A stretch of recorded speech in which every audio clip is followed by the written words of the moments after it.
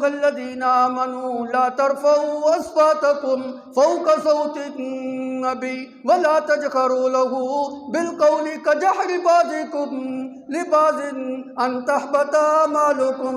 अल्लाह रब्बुल इज़्ज़त ने दूसरी आयत के अंदर नबी का दूसरा अदब और एहतराम बयान किया। ए ईमान वालो, काफिरों की बात नहीं हो रही, मुशरिकीन की बात नहीं हो रही, यहूद की बात नहीं हो रही, नसारा की बात नहीं हो रही। अगर तुम्हारा दावा ये है कि हम ईमान वाले हैं तो सुनो, ला तरफ़ऊ अस्वातकुम फ़ौक़ सौतिन नबी, तुम्हारी आवाज़ भी मेरे पैगंबर से ऊंची नहीं हो। अपनी आवाज़ों को मेरे नबी की आवाज़ से पस्त रखो।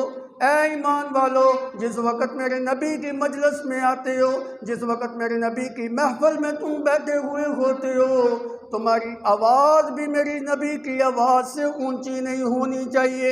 ख्याल करना, अगर किसी इंसान की आवाज़ मेरी नबी की आवाज़ से ऊंची हो गई, अंतहबता अमालुकुम व अंतुम ला तशूरून,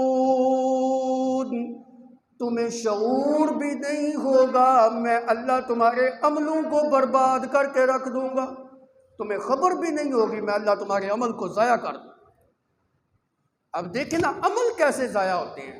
अमल तो ज़ाया होता है कि इंसान कुफ्र करे, शिरक करे, इर्तिदाद करे।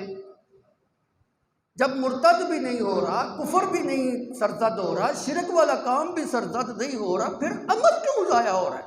सिर्फ नबी की आवाज़ से, ऊंची आवाज़ होने की वजह से अमल ज़ाया हो गया। क्यों? यहाँ आवाज़ का ऊंचा करना ये इस गर्ज से है कि नबी की आवाज़ दब जाए और मेरी आवाज़ ऊंची हो जाए। हकारत की निगाह से अगर कोई ऐसा करता है, अगर फितरतन किसी की आवाज़ ऊंची है लेकिन नबी का अदब और एहतराम मलहूज करता है, वो मुराद नहीं है।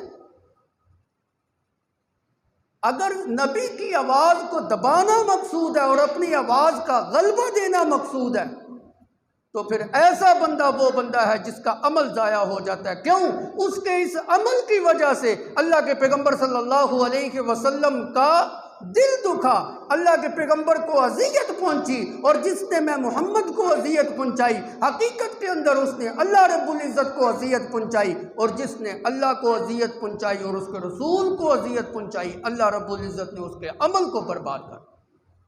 नबी की तौहीन अल्लाह बर्दाश्त नहीं करता।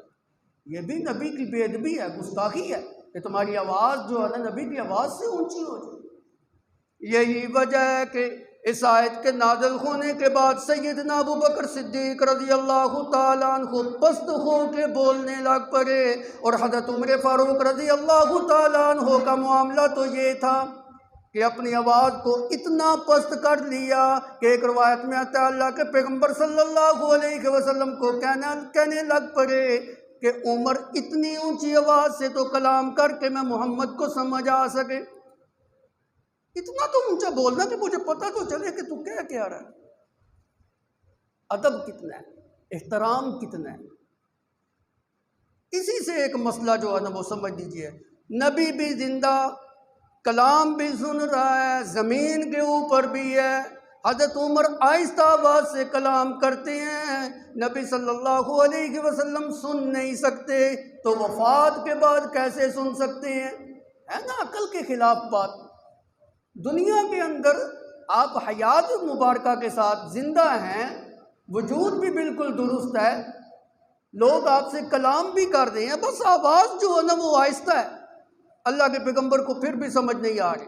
तो जिस वक़्त अल्लाह के पैगंबर सल्लल्लाहु अलैहि वसल्लम इस दुनिया से रुखसत हो गए, वफ़ात पा गए, कब्र मुबारक के अंदर आपको उतार दिया गया, मट्टी ऊपर डाल दी गई, आपकी तदफीन हो गई।